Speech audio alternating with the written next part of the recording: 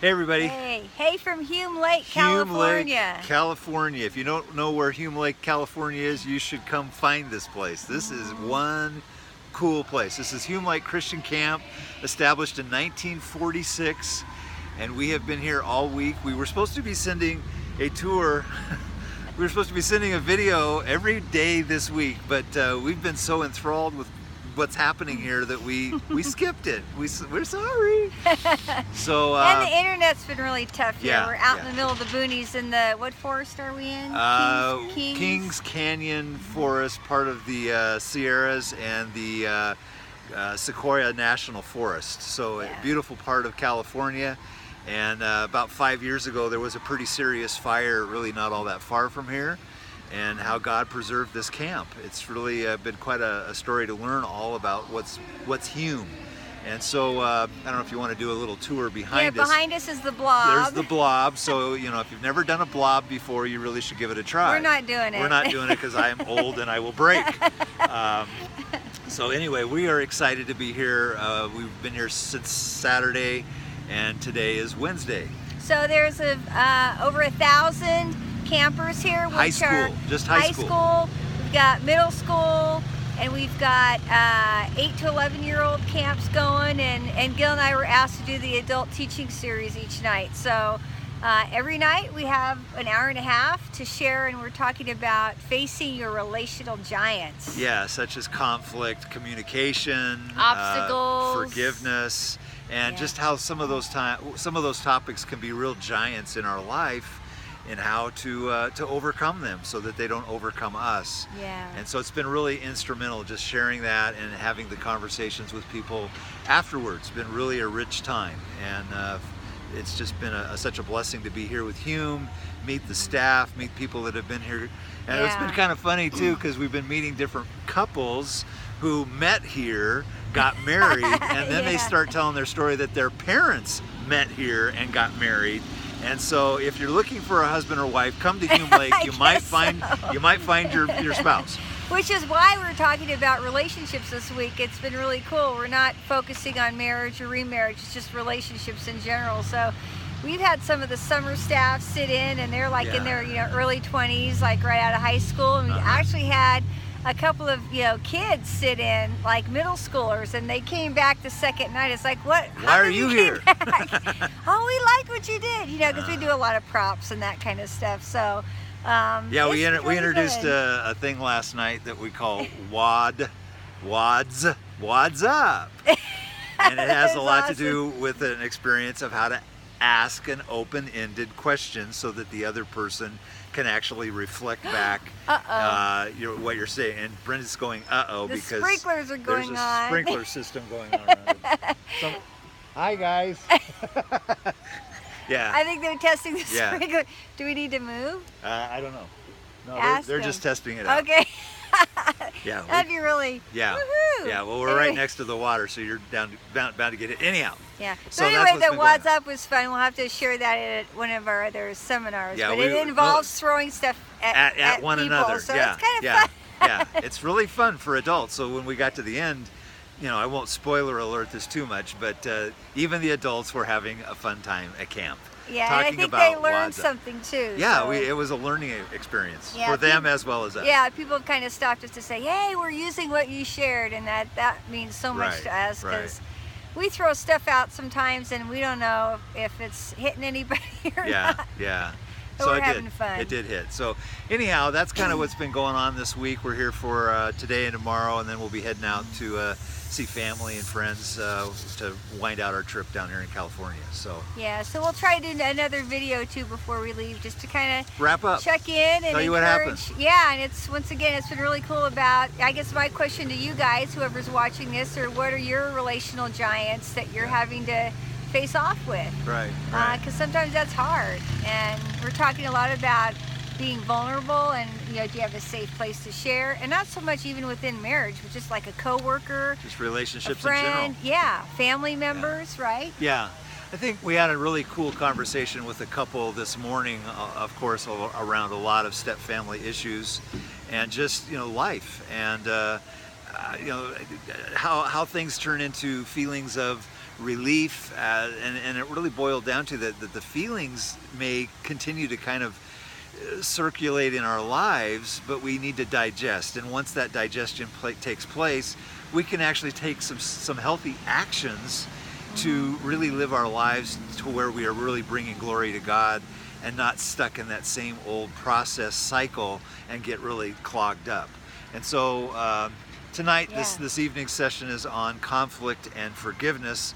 Are they kissing cousins? And when we do conflict correctly and forgiveness correctly, there's empathy and there's vulnerability that can grow, and that's where the growth takes place. That's where the transformation takes place. And so we really covet your prayers for this evening. We know that some of the couples and couple of the single people that are sitting in on that are really tangling with issues of forgiveness, like we all are.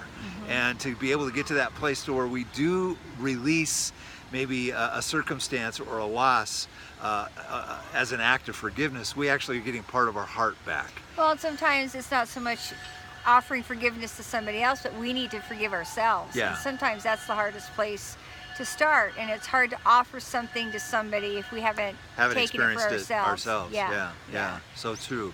So where we're standing, we're on this deck, and at the bottom of this hill over here, there's this tube run over here behind us. During the winter months, they have winter camps here, and then obviously summer camps. But this is a huge facility. 360 acres. Yeah, and a lot of this dates back to the foundation of this place back in 1946.